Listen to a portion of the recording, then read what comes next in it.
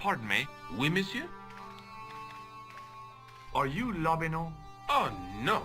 Fancy you mistaking me for him. No. I am the deputy custodian. But Lobino does work here. Work? I wouldn't go so far as to call it that. He studies here most days, but as you can see for yourself, not today. Do you know anything about medieval manuscripts? Not me, monsieur. I am no scholar, though people often mistake me for one. It is the uniform, I guess. They see the clothes. They are impressed. And they ask you to park their cars? They ask me to park the... No. They assume I am an authority on the exhibits in my care. Whereas you know next to nothing about history. Of course not. All I am saying is, I am no scholar, not like Monsieur Lobino. Do you know anything about the Knights of the Temple? No, sir. Not a sausage. What does this tool mean to you? That belongs in a museum. Pardon? It is a priceless historical artifact, if I am not mistaken. No, it's a plain old tool for lifting drain covers. Do you recognize the man in this photograph? No, monsieur. Is there any reason why I should? I guess not. Do you recognize this red nose? I don't think so. What do you make of this tissue? It is absolutely disgusting, monsieur. Would you like to shake my hand? Not while I'm on duty, monsieur. Have you ever heard of the Club Alamut? Oh, no. I don't frequent places like that. Do you recognize this ID pass? No. Thanks for your help.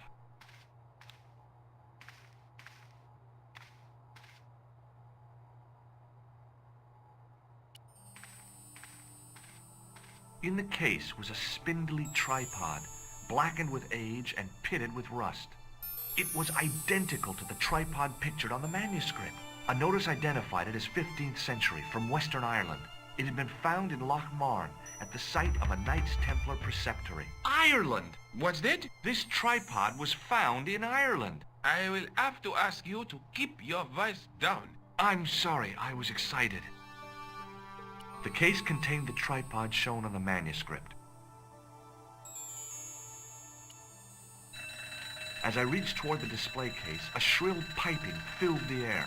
I froze, then tried to get myself together and act nonchalantly. No, monsieur. No, no. Okay.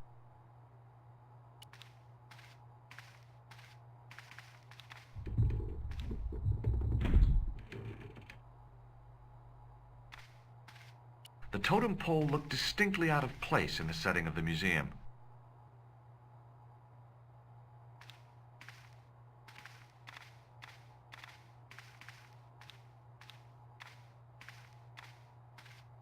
Pardon me. Oui, monsieur? Can you give me any further information about the tripod? Certainly, monsieur. It's infamous. That tripod, that belonged to John Dee. What's the importance of John Dee's tripod? Dee was the most famous escapologist of the 16th century. The Houdini of his time. Don't you mean alchemist? Escapologists use ropes, chains, and handcuffs, not tripods. Well, whatever it was, that is the tripod he used in his experiments. What kind of experiments did John Dee perform with his tripod? Oh, the usual. Didn't you study chemistry at school? Yeah, but we skipped over thaumatology. Can I take a closer look at the tripod? What? Get it out of the case? Ah, no! That tripod is protected by a sophisticated surveillance system. How sophisticated? A painfully loud alarm bell. How is the alarm bell triggered? By the slightest pressure on or movement of any part of the case wherein that tripod is situated. It strikes me that to call your alarm system sophisticated is, well, stretching the truth a little. It has never failed yet. The sophistication is in its simplicity. Thanks for your help.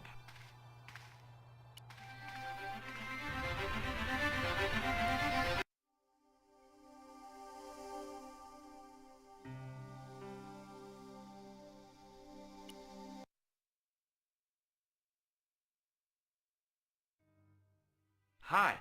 I've been to the Crew Museum. Did you speak to Lobineau? No, he wasn't there.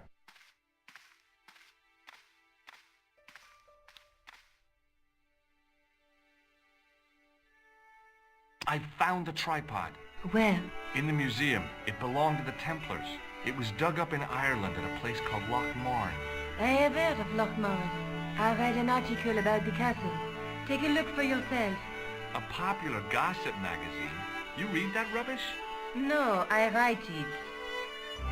Professor Nigel Pegram, excavating the medieval castle at Loch Marne. That's strange. What? He resigned his chair at Durham University in order to devote his time to the excavation. Not only that, but he canceled the filming of a fourth series of his popular television program. This site at Loch Marne must be awful important to him. He's a professor of history. They're all cuckoo. All the same, I'd like to talk to this Professor Pegram. How do you feel about a trip to Ireland? Disappointed. Huh? But I won't be going. I want to follow up the Bellotta case. If you really think Pegram's gem is important, why don't you visit Loch Marne? On my own? I'm not so sure about that. Where is Ireland exactly? Have you found out any more about the murders? Well, it may be nothing, but both the clan's victims visited Paris earlier this year. When? The second week of July. They were both here at the same time. Did they meet? I don't know, but I can't imagine it was coincidence. I have to go. Okay, I'll see you later.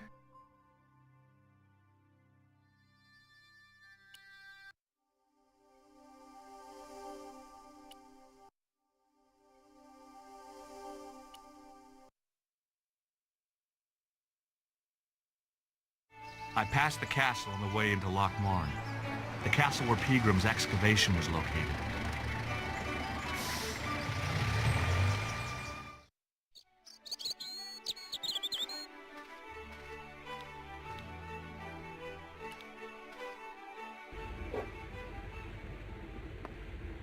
The young red-haired guy was plainly nervous about something.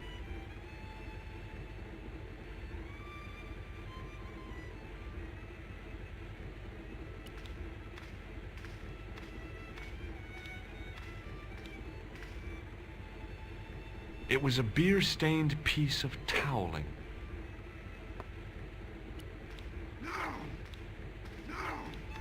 My name's George. Pleased to meet you, mister. My name's Fitzgerald. What can you tell me about the castle? There's nothing there. Just an old ruin. How old? I really couldn't tell you. Have you ever explored the castle yourself? I used to play there sometimes, when I was a kid. Then one of the little ones fell off the wall, broke his head and died. We didn't go there anymore. You haven't been up there recently? No. Do you know Professor Pegram? He's the archaeologist, isn't he? That's right. Did you work at Professor Pegram's dig? What gave you that idea? Can I get you another drink? Oh, no thank you. I shouldn't be drinking at all. I'm on tablets for my nerves. More than a pint and I'll pass out. Do you recognize the man in this photograph? No, I'm sure I don't know him. What does this red nose suggest to you? Blood. Why's that? I used to bleed a lot when I was a kid. Every time there was a playground scrap, I'd end up with a bloody nose. I wouldn't have minded, but I wasn't even involved in the scraps. What does this tissue suggest to you? Nothing. Shake my hand. It's a trick, isn't it? Damn it, you're right. I can't seem to fool anyone. Ever seen this towel before? Doesn't it belong on the bar? Very observant, Fitzgerald. Does this matchbook mean anything to you? No. Check out this pass. Thomas Merlin? No, never heard of him. See you later. The young red-haired guy was plainly nervous about something.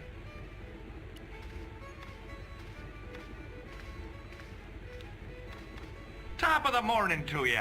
I beg your pardon. Well, that's what you Irish say, isn't it? Do you want something? Or are you just flaunting your xenophobia? Well, I was trying to be sociable. Is it a room you're after? That's not a bad idea. Do you have a vacancy?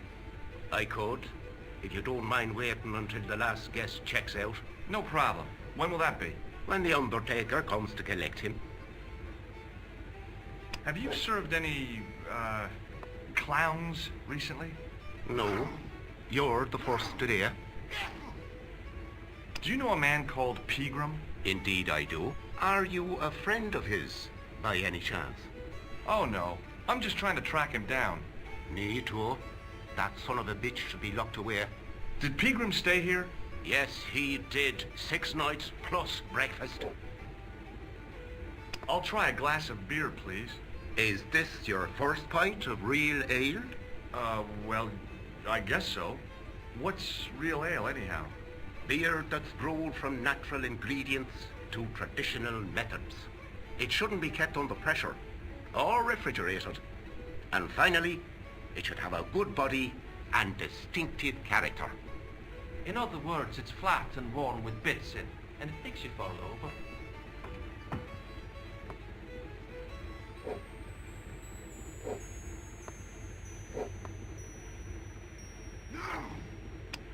Here's something which might interest you. It doesn't. Do you recognize this man? No, I don't. What do you want with him?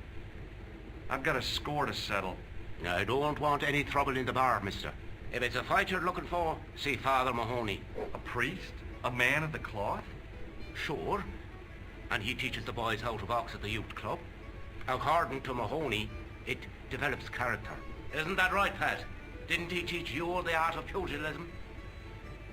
Doyle. Sorry, Michael. I was miles away. What did you say? Never mind. Does this false nose mean anything to you? No, it doesn't. Does this tissue mean anything to you? That's disgusting. Uh-huh. I found it in the sewers. What's the idea of waving it around in my face? You're worse than old Ron. Put it away, man. Hey, bartender? Landlord, if you don't mind. Sorry. Shake my hand, why don't you? Now, why should I do that? What have you got up your sleeve? Nothing. Come on, just shake my hand. Not just now, mister. I have to be careful on account of the health restrictions. Aw, jeez. May I borrow this towel? Sure you can, on one condition. What's that?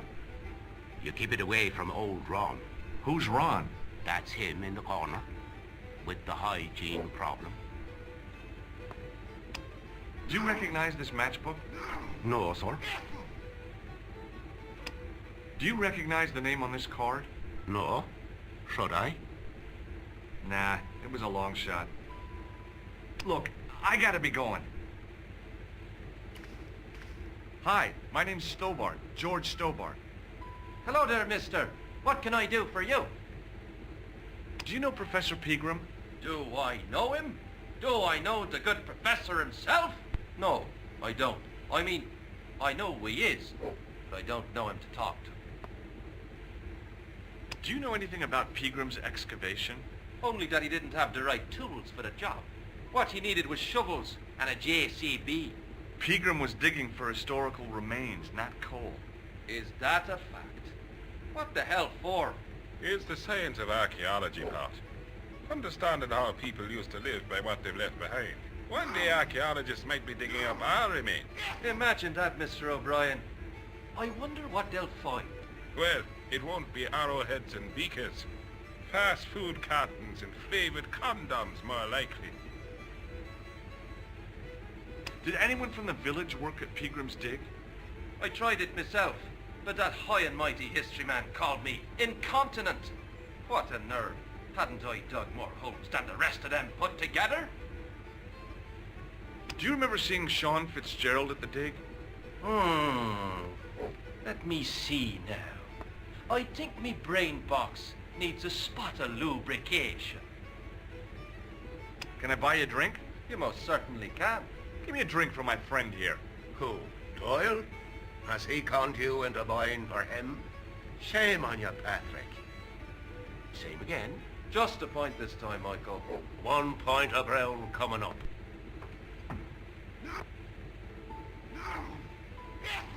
Do you remember Sean Fitzgerald now? I can picture the scene as if it was only last week. Come to think of it, it was only last week. Fitzgerald was there all right. Him and a bunch of students. He was speaking with the boss man. Can you tell me anything about the castle on the hill? Oh, I don't know much about anything. You should ask Mr. O'Brien here. He does joined up writing. Would you be one of them history fellas yourself? That's right. Professor Stobart, Miskatonic University. You're an archaeologist, and you're asking us about the castle. Excuse me, Mr. O'Brien. The gentleman was talking to me. How come you didn't leave with the others? I didn't know they'd gone. Oh, yes. Packed their spades and shovels and away they went. Seems I missed all the excitement. What excitement? Bye for now. Hello there. My name's George Stobart. Pleased to meet you, I'm Shaw. I'm O'Brien. Can I help you? Do you know Sean Fitzgerald? Yes, I do. What do you want with him? I want to talk to him about working at the dig. I can't imagine anyone employing Sean Fitzgerald on a dig. He wouldn't know a post hole from his elbow. Have you ever heard of the Knights Templar? I most certainly have. A remarkable institution. Did you know? They were the originators of our system of credit. Their financial empire stretched from the Atlantic to the Caspian Sea. With bases in so many countries, they had to establish new methods of fiscal transfer. So, the Knights Templar were nothing but a bunch of bankers. I don't get it. Are you saying these Templar guys invented bank charges? In a manner of speaking, I suppose they did. What a dirty trick. Didn't anyone try to stop them? Oh yes, they were arrested and many were burnt at the stake. Good. They bloody well deserved it if they were anything like my bank manager. What can you tell me about the castle, Mr. O'Brien? It's a fine site now, isn't it? Dates back to the 10th century, you know. Most of the existing building was added much later, of course. Are the ruins open to the public? Oh no, it's much too dangerous. Anyway, there's nothing of interest remaining. How can I get into the castle? Well, those walls were built specifically to stop people getting in, Mr. Stobart. But I dare say you'll find a way, if you've the will. Can you tell me about the tripod which was found at the castle? Now, there's a bone of contention and controversy. It was dug up by an Englishman of the archaeological persuasion. Who was this Englishman? Professor Pegram, the same man who dug up the gem. Do you know where I can find Pegram? You're too late to meet that fella. Is he dead? Not that, but he's gone from the village. A sore point with our esteemed host, I might add. Do you know where Pegram has gone? I'm sorry, but I don't. He upped anchor in the dark and shipped out before the dawn. Why did he do that? Who knows? A guilty conscience or a secret assignation. Whatever the reason, he'll not be missed in Lochmar. Maybe now the fuss about the gem has died down, we can get back to normal. What can you tell me about the gem which Pegram found? Now there's a gem which should never have been taken. A man would have to be full of greed to covet that stone. What's your interest in the jewel? You're not a reporter, are you? Oh no. Thank the Lord for that. Why has Pegram's departure upset the landlord? He's lost a paying guest, that's why. More than that, there's the question of an unsettled bill. Poor Michael's seen red over the business, and I don't blame him. Can you tell me more about the landlord? Mick Leary? He's what you call a would-be sophisticate. The trouble is, his idea of sophistication extends as far as putting paper in the lavatory. I never worked out why he did that. It's much too dark in there to read. That's true. Have you ever run your hand over the back of the door? The graffiti is written in Braille. Goodbye for now. The young red-haired guy was plainly nervous about...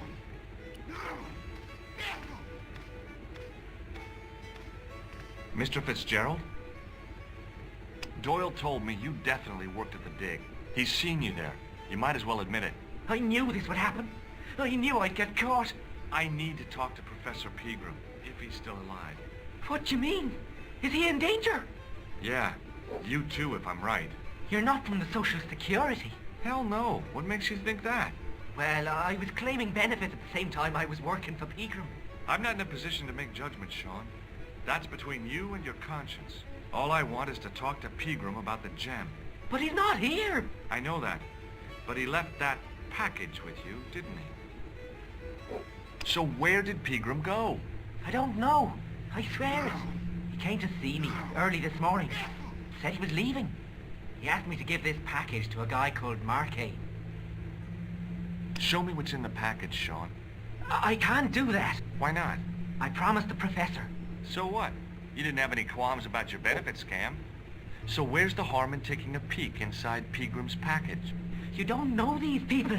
I can't. I don't dare. This is your last chance to show me the package, Fitzgerald. I've been patient with you, but now it's time to kick ass. But he'll kill me. Who will? The man from Paris. Jack Marquet. Pegram told me if I gave him the package unopened, I'd hear no more about it. But if I double-crossed Marquet, I'd be dead. I'll deal with Jacques Marquet. Give the package to me. No. Why should I trust you? I don't know who to trust anymore. I wish I'd never even heard of the Lochmarn gem.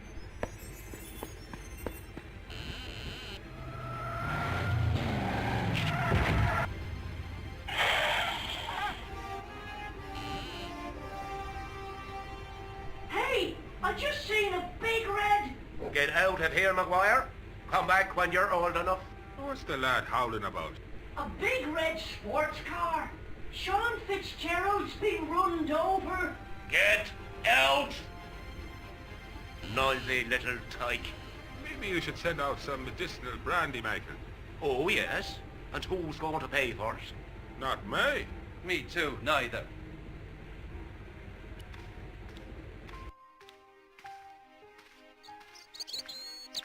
I was telling the truth about Fitzy, mister.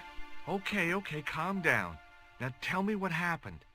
I was standing here, minding me own business, when I saw this beautiful red sports car coming up over the hill. Would you look at that, says I, and I going over to take a closer look. Next thing, Fitzy comes tearing out of the pub and nearly knocks me on my ass, when the car just flies at him. It was too fast for poor old Fitzy, and hit him an awful wallop. He goes flying up on top. Jesus, says I thought he was a goner. Next thing, the driver hops out, and I couldn't believe my eyes.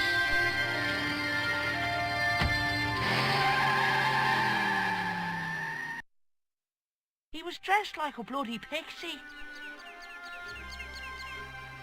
Hi there. What? What's your name, kid? Who are you calling kid? Who the hell are you? I'm George Stobart, and I'm with the good guys. You're a head case, mister. A few sandwiches short of the picnic. Cut the crap and tell me your name. Liam McGuire. What are you doing hanging around the bar, McGuire? I'm on the run from me dad. Why? Did you do something bad? I ain't done nothing, boss. You can tell me, kid. Is it your dad? Oh, sir. He drinks every last penny down his evil throat. And there's me poor old mother, bedridden and dying of presumption. I tried to buy her medicine. Chopped firewood for father Mahoney till me fingers bled. The old skinflint cheated me too. But I took the pennies he gave me back home. Look, Ma, says I, see what your darling son has earned with his own sweat and blood, when suddenly me dad appears and grabs the loot. I'm off to Dublin heavy drinking, says he. Watch out till I get back. That's why I runned away. Something in the grin on his face told me he wasn't being strictly truthful. Compared to him, Huckleberry Finn was a candidate for Altar Boy of the Year. Have you seen a guy dressed as a clown? Here in Lochmarn, they all dress like clowns. The man I'm looking for is a dangerous psychotic. Jesus. It's just like that film I saw. There's this clown, see, and he's after this kid who saw him kill a guy. He tries to warn the sheriff, only no one believes him. Then, while he's in the tub, the clown cuts him up with a chainsaw. My God, that doesn't sound suitable for a kid like you. Who are you calling a kid? I'm 25. Yeah, right. You're not a day over 14. Oh no, it's 25 that I am. Married with a car and 3 kids. 10 kids if you count the wives. Did Fitzgerald drop anything when he was hit? I didn't see. It all happened so fast. Maybe the package fell somewhere out of sight. Did this pixie have a scar on his cheek? I couldn't see. He was wearing a stupid mask. Are you a special agent? Sorry to disappoint you, kid, but I'm not. What can you tell me about the castle, McGuire? What do you want to know? Well, can I get inside? No. It's locked up. Does anyone live there? No. Only, what do you want to know? Oh, nothing. You know something about the castle you're not telling me, don't you? No. What is it you're covering up? Is it something you're scared of? I ain't scared of nothing. I'll give you one last chance to tell me about the castle. Oh, yeah? And what if I don't? Then I'm taking you back to school. Oh, there's a ghost. It's called the Phantom of Loch Man. You're not telling me you believe in ghosts, are you? Mister, I seen it with me very own eyes. Last Tuesday night, I went up to see what that dig was about. I just reached the top of the wall when I hears this awful noise. What sort of noise? A horrible snuffling and snorting, like O'Brien's pig, only worse. It was coming from inside the castle. Did you find out what was making the noise in the castle? No fear. I just sat there on the wall like Humpty Dumpty. The moon was cracked and greasy like an old dinner plate. The yard was full of shadows. I could have been hiding anything. I would have gone home, but me legs had lost their stuffing. Did you get to see the ghost? Indeed I did. And a fearsome sight it is too. I sat on my arse, waited while the moon went down. Then out it comes from the shadows, all grey and tattered and hunched over like an old bent willow. Then I hears this spluttering and splashing and horrible laughter in the dark. I was so scared. Why, I fell off the bloody wall. I'm sure there's a rational explanation for what you saw at the castle. There is. The bloody place is haunted. Give me your hand. Get lost. Oh, come on. I just want to show you a little trick. No way, mister. I don't do tricks. Father Mahoney told me I'd burn in hell if I did. I just want to shake your hand, that's all. No way. See you later, kid. Okay, mister.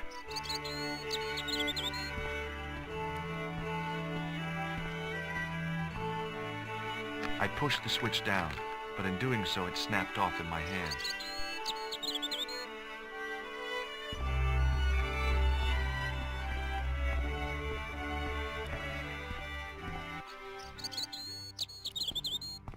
Hi, do you speak English? Well, no. What if I was to say no? An implication of cognizance shrouded in denial.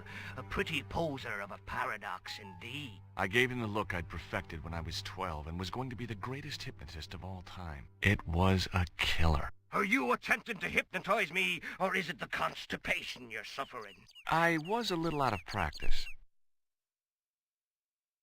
Did you happen to see a red sports car down on the road? I caught a glimpse of a flash of red on the hill and heard the racket. Sure, it was an awful noise. A sports car, you say?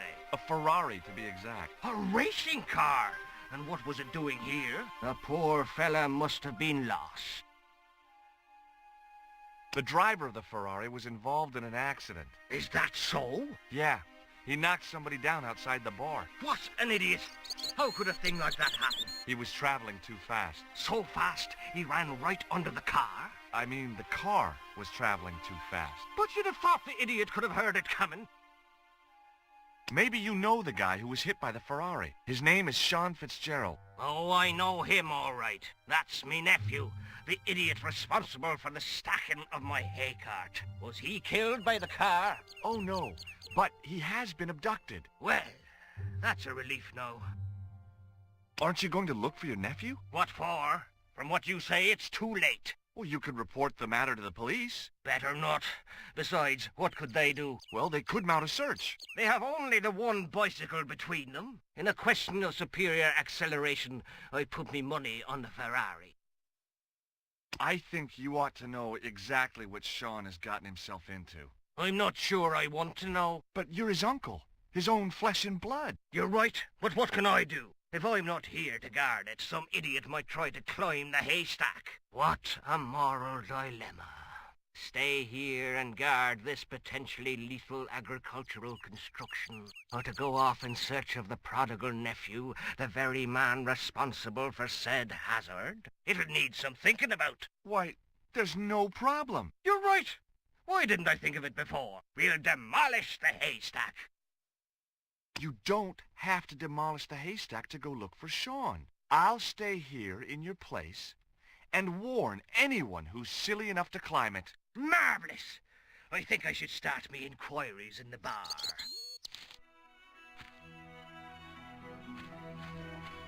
He strode off in the direction of McDevitt's bar, leaving me to contemplate the stack of hay.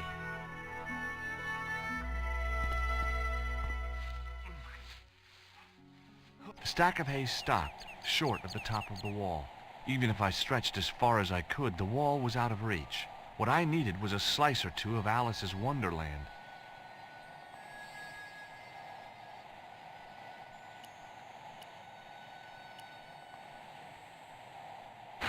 I inserted the end of the lifting key in the mortarless crack and gave it a firm shove. It remained lodged in the wall, jutting out to form a step.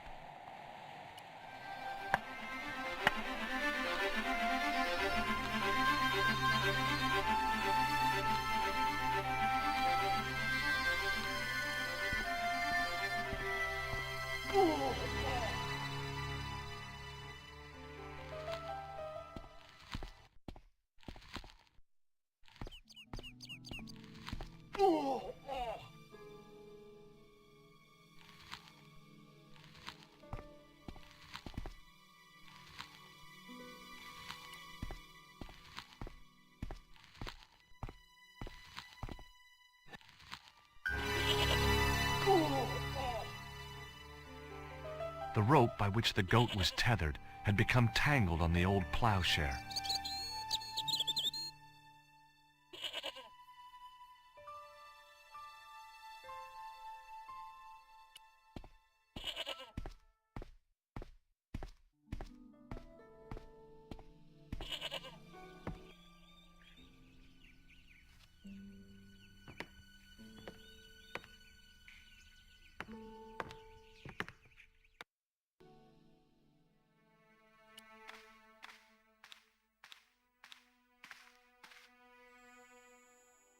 As I dipped my fingers into the soft white powder, I realized what it was.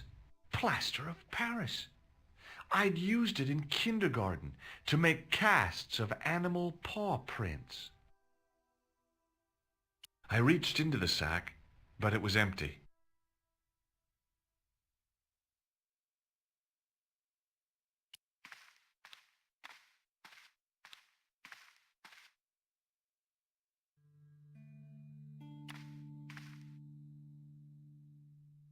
The statue was too heavy to lift. It overbalanced into the sand.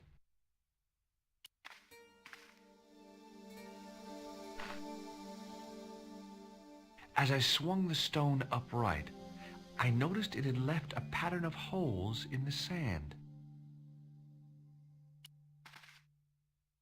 I placed my fingers in the 5 impressions left by the fallen stone. It was weird. They fit perfectly.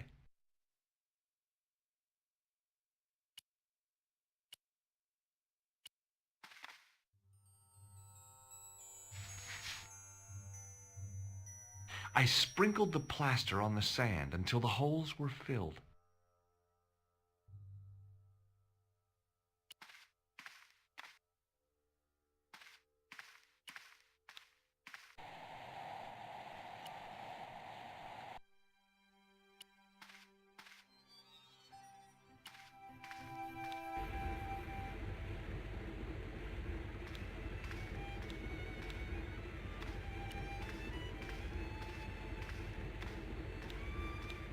Hi there, old-timer.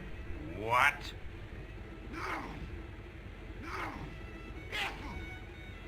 Nasty cold you've got there. As soon as the words left my lips, I regretted them.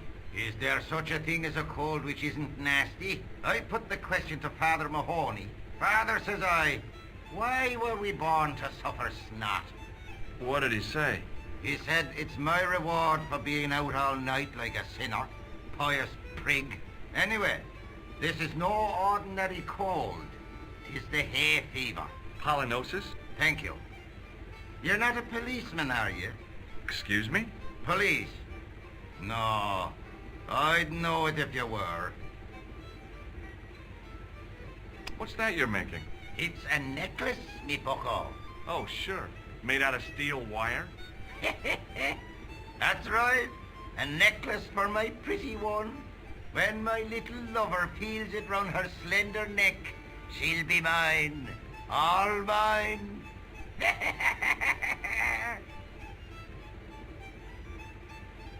I'll see you later.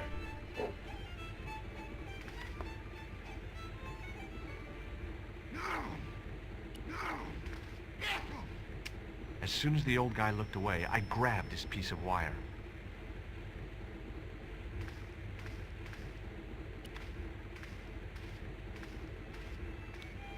Excuse me.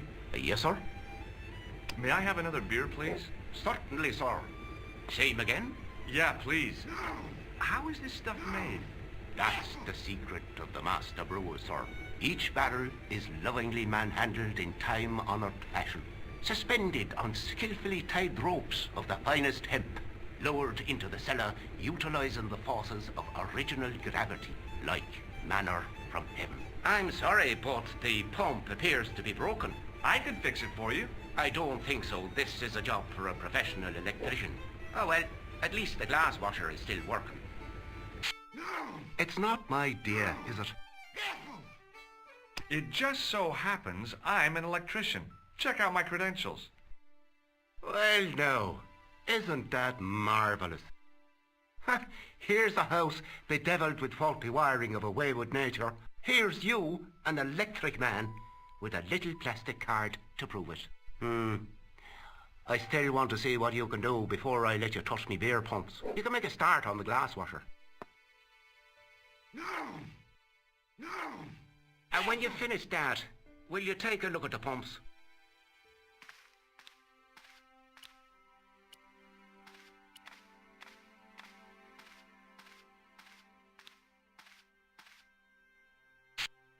I replaced the fuse with a piece of wire.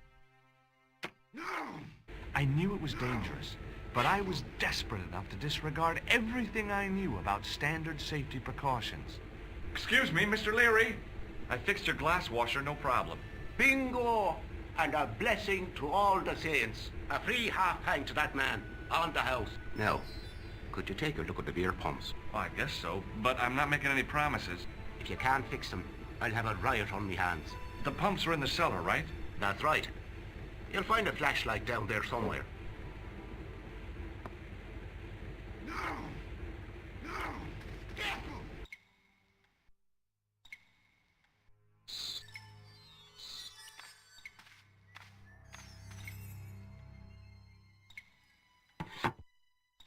I pushed the lever and heard the grating of metal, but nothing appeared to happen.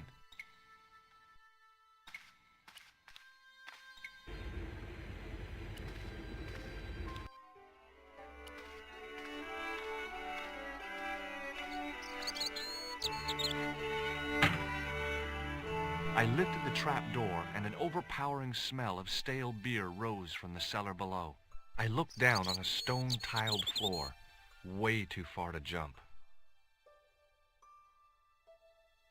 Excuse me. There was a nasty feeling in my guts I usually associated with light opera. It was Khan. What's the problem? Did you see what happened here a few minutes ago? What was that? A man was involved in an unfortunate accident. I didn't see anything. What about the boy? He doesn't know anything either. The kid, well, you know how it is in these rural communities. Not enough genes to go round. I prayed McGuire had the sense to keep his mouth shut. Was the guy hurt bad? He's been taken care of, but he thinks he dropped a small parcel. You didn't happen to find it, did you? If I had, I would have taken it to the police. Of course. Thank you.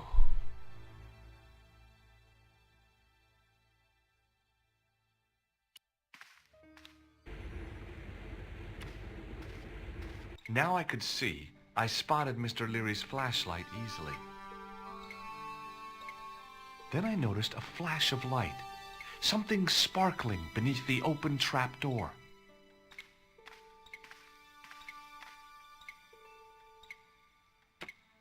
It was Peagram's gem, all right. A large, uncut blue stone. I guess I was already under its spell. Did you find it? What? Whatever you was looking for. Yeah. Listen, McGuire, I want you to keep this to yourself. No problemo. Just chuck us up a crate of lager. No way, you're not old enough. We can sell it and make some cash. Forget it, kid. I couldn't betray Mr. Leary's trust. I could, for sure. That old misery guts deserves it. If you want to do me a favor, keep a lookout for that guy in the suit. Okay. But it'll cost you a packet of chips. Oh, and shout if you see that Ferrari.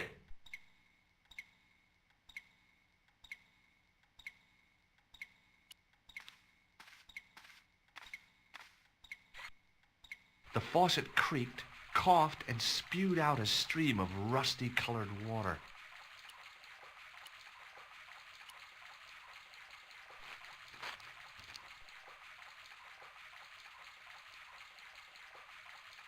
I held the towel under the faucet and soaked it with water.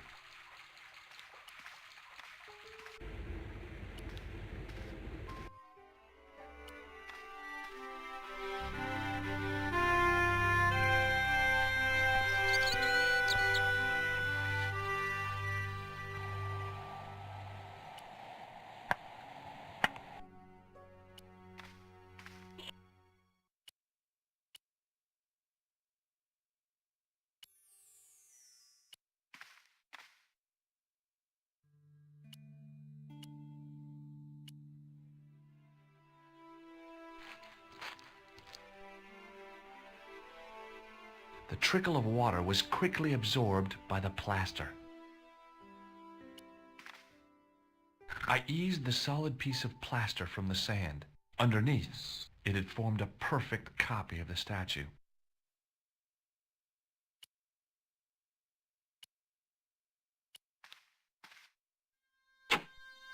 The hardened plaster cast fitted snugly into the 5 matching sockets. There was a soft thud. Then, silence.